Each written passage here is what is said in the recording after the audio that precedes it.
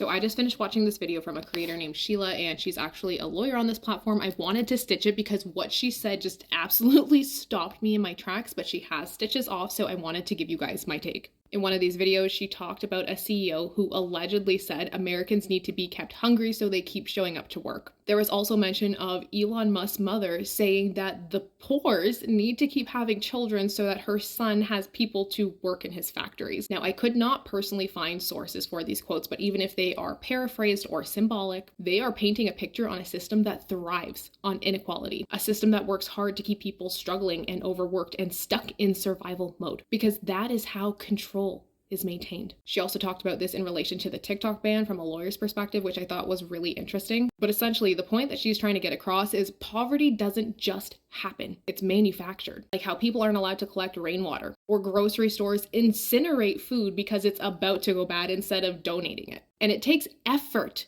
to keep people believing that the status quo is normal. It's no coincidence that universities in the US historically were free. But now, people are being told to take on mortgage-sized student loan debt for any degree, regardless of job prospects. We're out here telling regular people to follow their passions and the money will come, but that's not what the rich do. But it's designed like this for normal folks because that's the system. The more debt you're in, the more tied you are to your job, the easier you are to exploit. You get stuck, you lose free choice because you've already sold tomorrow's hours. And then add on to that the societal pressure to spend extravagantly on your wedding, even though I cannot tell you how many people I talk to who are still paying off their wedding after the divorce. Spend to the max of your pre-approval for a house, the bank's gotcha. Buy on credit cards, keep up with the Joneses. You could just pay it back later. Access to debt becomes an illusion of freedom. And a lot of people follow down this path because they are told that they should. And growing up, I saw this firsthand, right? My family rode the poverty line. I saw them struggle. And I started to believe for a long time that struggle was just a part of life.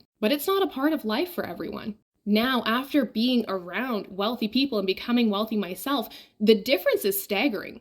Rich people don't play by the same rules that regular people have been told to follow. They do the opposite of what the masses are doing. Asset prices go through the roof and regular people catch FOMO. But when they inevitably crash, because that is the market cycle, the rich people swoop in and scoop up those assets for pennies on the dollar. While everyone else is scared because that's what the media is telling them to be, the rich people are the ones coming in and making the money. And let's get real, the marketing that we are exposed to on a daily basis is nothing but propaganda. It's designed to create a problem you didn't even know you had and then sell you the solution. It keeps you buying, it keeps you consuming, and it keeps you on this treadmill of feeling like you're never enough unless you have more. That's why regular people stay stuck and the rich keep getting richer. Because here's the thing, the system actually isn't broken. It's working exactly as it was designed to, keeping the majority trapped while a few stay on top in control. The middle class is disappearing, and this is intentional. A strong middle class threatens their power. People who see through the bullshit, like we are all starting to do on this app, threatens their power.